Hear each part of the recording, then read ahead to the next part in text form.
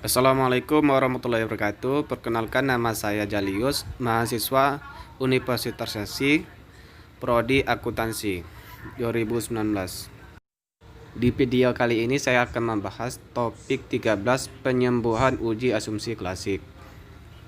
Penyembuhan data pada uji autokorelasi, di mana data terindikasi gejala. Pengujian autokorelasi. Pengujian autokorelasi ini dilakukan pada sekunder aja. Untuk yang data primer, adanya uji kapabilitas. Jadi perbedaan untuk uji asumsi klasik ini bisa kita lihat dari autokorelasi.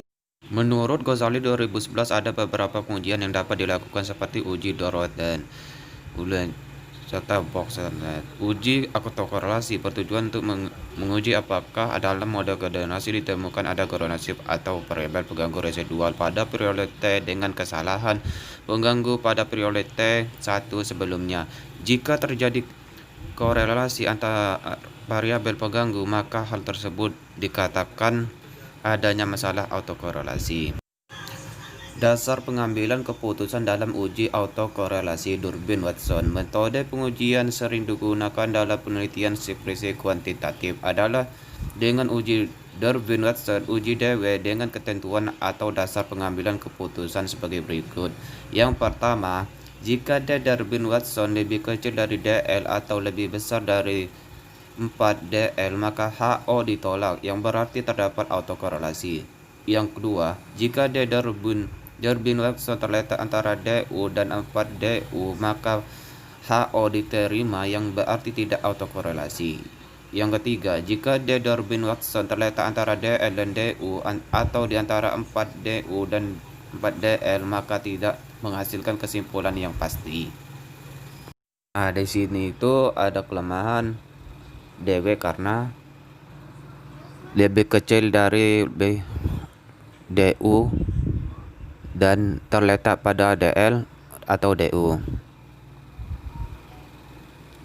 Kelemahan pengujian atau korelasi pada ujian Durbin-Watson. Uji Durbin-Watson mempunyai kelemahan, yakni jika nilai Durbin-Watson terletak pada DL dan DU atau keempat, maka tidak menghasilkan kesimpulan pasti apakah terjadi gejala autokorelasi atau tidak. Jika demikian adanya, maka alternatif yang baik untuk mengatasi masalah autokorelasi ini adalah dengan menggunakan metode seperti uji rantes.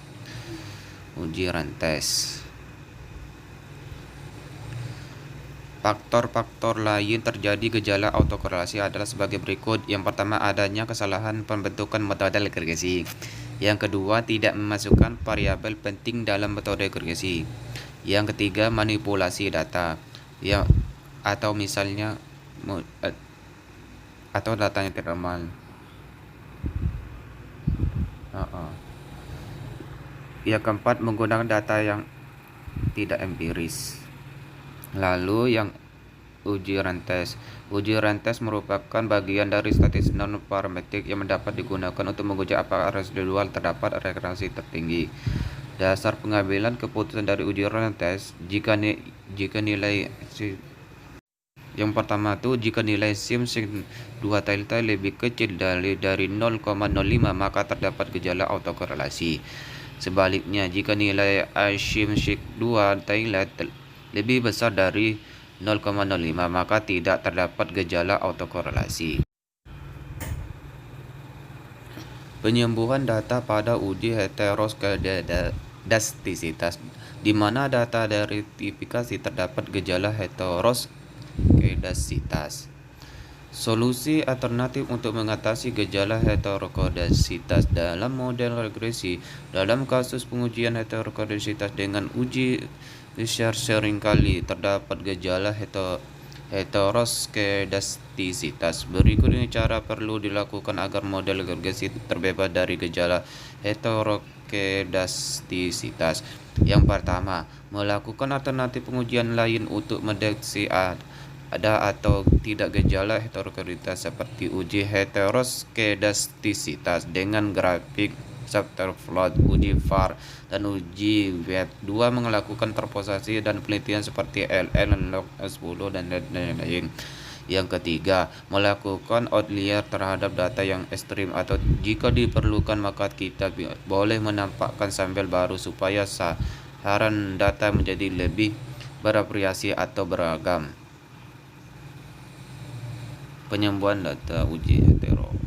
Sekarang kita akan ke SPSS. Ini adalah data yang sudah tersedia. Yang pertama, kita klik Analyze, Regression, lalu Linear. Kita masukkan independennya, kita masukkan SHB. Lalu untuk independen kepandannya kita masukkan KRS. Setelah itu statistiknya kita masukkan resolusi, kita checklist kita klik. Kalau ini statistik kita klik define websitenya, kita klik continue, kemudian kita klik plot. Kawan-kawan, kita save, kita klik, kita enter residenya, terus continue, terus oke. Kemudian keluar hasil outputnya dan kita lihat tabel summary, model summary. Di sini kita lihat untuk hasil vaksinnya. Untuk hasil vaksinnya 1,072. Sekarang kita mencari hasil tabel DW itu. Ini merupakan hasil tabel DW untuk A, lalu M.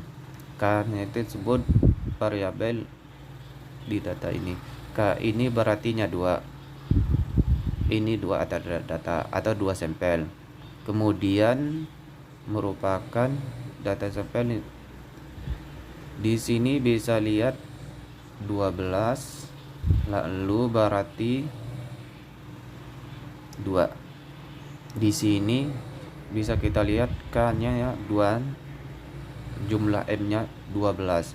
Berarti disimpulkan untuk Derbin Bowernya menghasilkan bahwa 0,872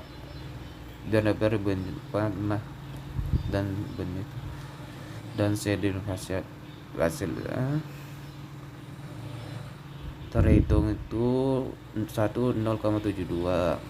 Jadi kesimpulannya tidak menghasilkan atau tabel DW-nya. Jadi kita bisa rapidinitas pengujiannya. Kita klik Analyze, Non-Parametric Test, Regression Dialog, lalu kita klik Run. Nah, tes variabelnya itu kita masukkan Antasdarstay, lalu kita klik OK. Nah, di sini bisa lihat tabelnya pada tabel SIM totalnya. Di sini SIM totalnya itu hasilnya 0,72 ya, yang artinya lebih besar dari 0,05. Maka dapat disimpulkan bahwa datanya auto declaration. Jadi kita bisa melalui prosedur untuk penyembuhan data cara lain, tapi di cara ini kita menghasilkan